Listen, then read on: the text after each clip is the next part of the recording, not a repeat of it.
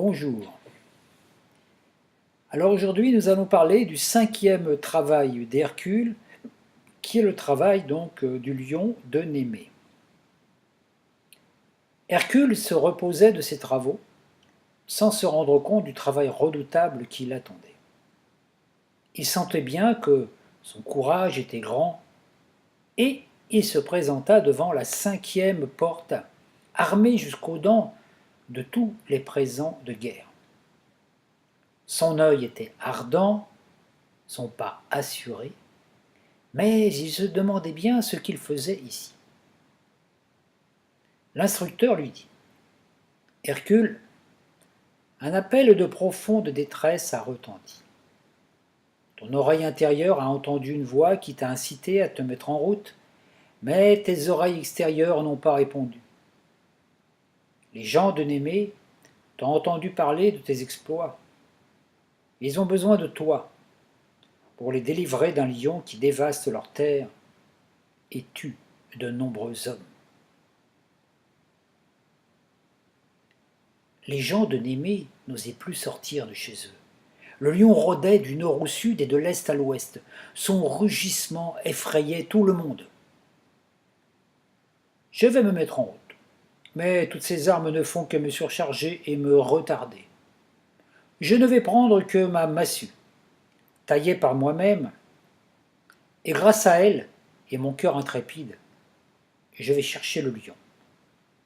Faites avertir les gens. » Hercule chercha le lion.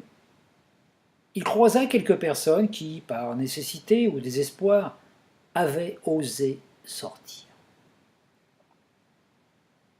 Ils suivaient la grande route dans la lumière du jour.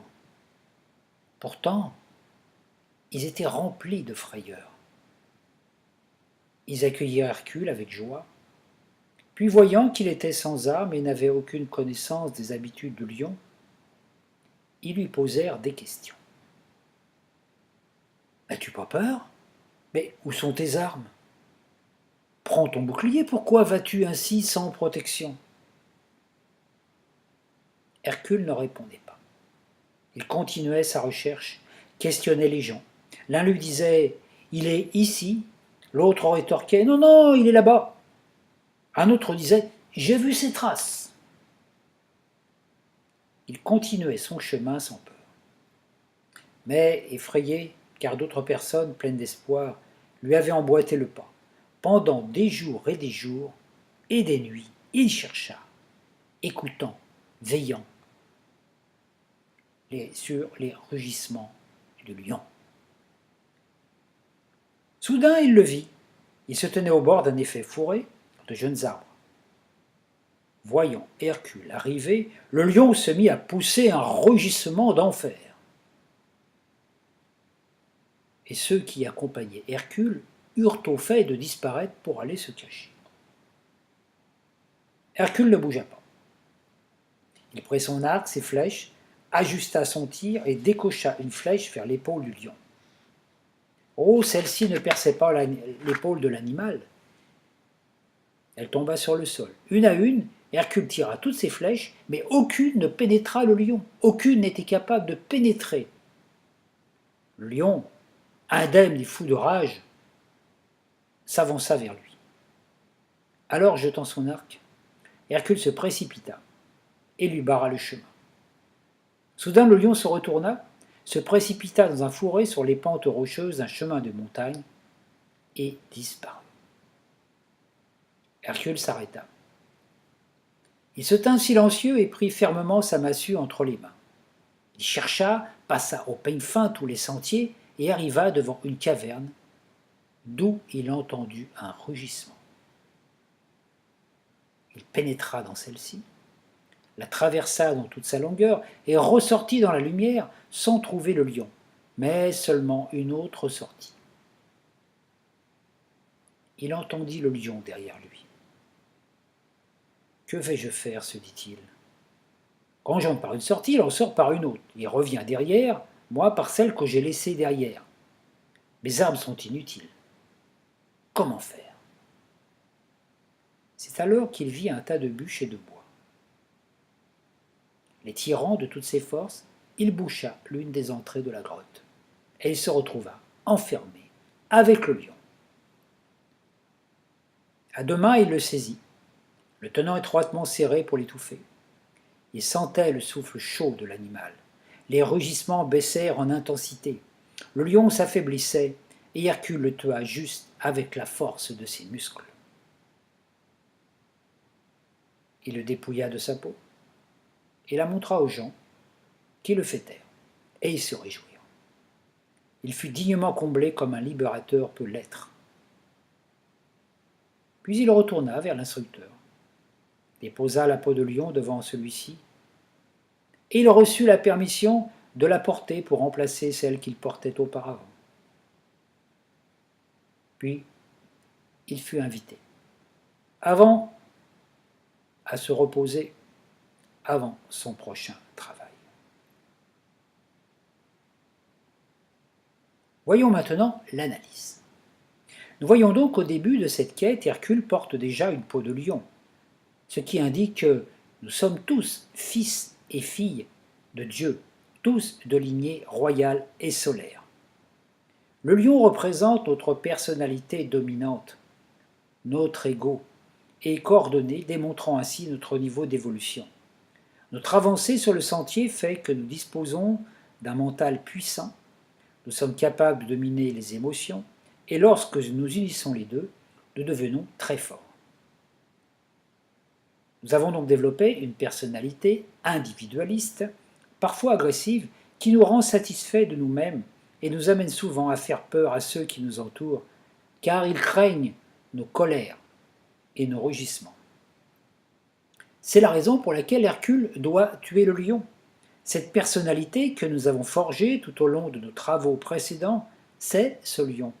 Grâce à lui, nous avons eu le courage de sortir de la masse, de nous individualiser, mais maintenant, il nous est demandé de détruire ce que nous avons créé. Nous devons tuer cet ego qui nous a protégés pour sortir de l'égoïsme individualiste, de l'autoprotection, pour céder la place au désintéressement en nous, subordonnant à la volonté du tout. Il est dit que le lion se cache dans une caverne. Le sauveur en nous ne peut naître que dans une grotte. Notre personnalité de double nature, mentale, émotionnelle, joue à cache-cache avec nous. Et dès que nous la traquons dans un domaine, elle se réfugie dans l'autre. C'est pour cela que la caverne a deux entrées. Et dans notre corps, cette caverne se situe dans notre tête. Elle est cette petite cavité osseuse dans laquelle se trouve la glande pituitaire. La partie antérieure de cette glande, la première ouverture, gouverne notre mental, alors que la partie postérieure est le siège de notre nature émotionnelle imaginative. La pituitaire est le chef d'orchestre de tout notre système endocrinien chargé de régénérer le corps. Et lorsqu'elle est pleinement active, notre personnalité parachevée, capable de se gouverner elle-même, devient douée d'une puissante activité mentale et d'une endurance hors pair. Par contre, lorsqu'elle est insuffisamment développée, nous souffrons de déficiences affectives, émotionnelles et mentales. C'est pour ça qu'Hercule doit fermer l'une des entrées. Et ce n'est qu'avoir fermé l'ouverture des émotions, la poste pituitaire, et après avoir posé notre massue, ce qui marque notre décision de ne plus vivre une vie personnelle et égoïste, que nous pouvons enfin vaincre le lion de notre personnalité et nous en revêtir. On appelait Jésus le lion de Juda, car c'est dans ce travail que se rencontrent en nous le Père, Esprit et la matière, Mère, et c'est de leur union que naît l'entité consciente que nous sommes. Le soi-conscience appelé aussi âme ou Christ.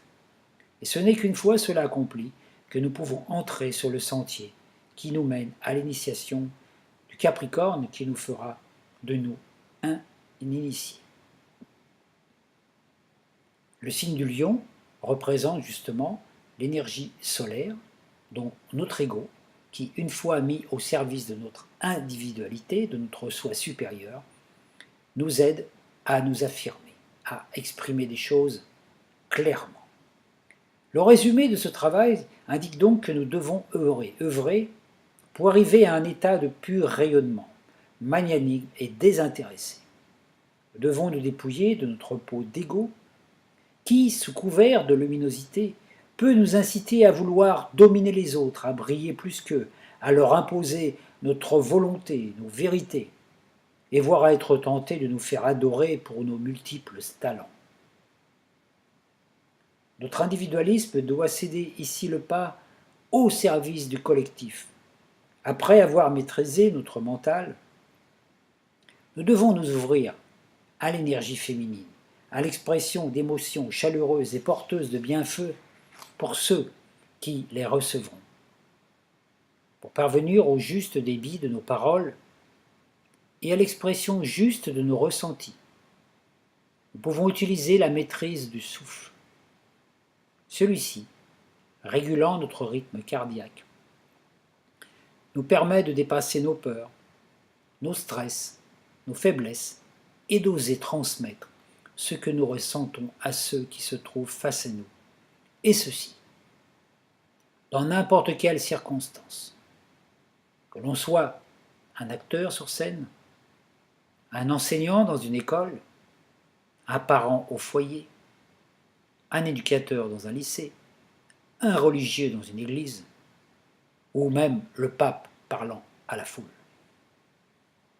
Notre message doit susciter de l'enthousiasme, de la joie, de l'espoir, du courage, de l'ardeur, de la chaleur et de la lumière. Ainsi, cette énergie solaire du lion va rayonner par notre aura qui va être bénéfique à tous ceux qui vont entrer en contact avec. Voyons maintenant les constellations liées à ce signe. Dans le lion, on trouve 95 étoiles, dont Régulus, qui signifie le régent, et un groupe d'étoiles appelé la faucille. L'homme est le régent, le roi, le Dieu incarné. Il est gouverné par la loi de la nature, celle qu'il établit pour lui-même, et celle spirituelle à laquelle il se subordonne. Sa tâche est d'utiliser la faucille afin de couper tout ce qui entrave l'application de la loi spirituelle. L'hydre, serpent femelle, contient 60 étoiles. Le 6 étant le nombre du travail créateur, alors que le 10 est celui de la perfection. La coupe contient 13 étoiles de moyenne grandeur et 90 petites étoiles elle fait partie du corps de l'hydre, car les étoiles qui forment son pied forment aussi le corps du serpent. Quant au corbeau, il contient 9 étoiles, qui est le nombre de l'initiation. Notre âme, donc lion, doit se mettre au travail, boire la coupe de la souffrance et de l'expérience, puisque cette coupe est intimement liée à l'hydre, nous informe que plus nous sommes enlisés dans l'illusion, plus la coupe sera amère, et nous indique aussi que notre chemin d'initiation est déjà écrit par notre passé. Quand Jésus boit la coupe dans les jardins de Gethsémani, il perçoit, il connaît son destin. Le deuxième travail de notre âme est de maîtriser le serpent de l'illusion, l'hydre, la matière, qui voile la lumière de notre âme, et il faut subir l'initiation qui passe par une série de putréfactions, de morts, de renaissances, le corbeau symbolisant l'œuvre noire, l'Ancien Testament. Ce n'est que dans le scorpion que nous vaincrons l'hydre, et nous pourrons nous transformer de corbeau en aigle, ravir le mont du Capricorne et nous transmuter en cygne dans le Verseau. Voilà ce que je pouvais partager aujourd'hui avec vous concernant ce signe du lion. Merci de votre écoute.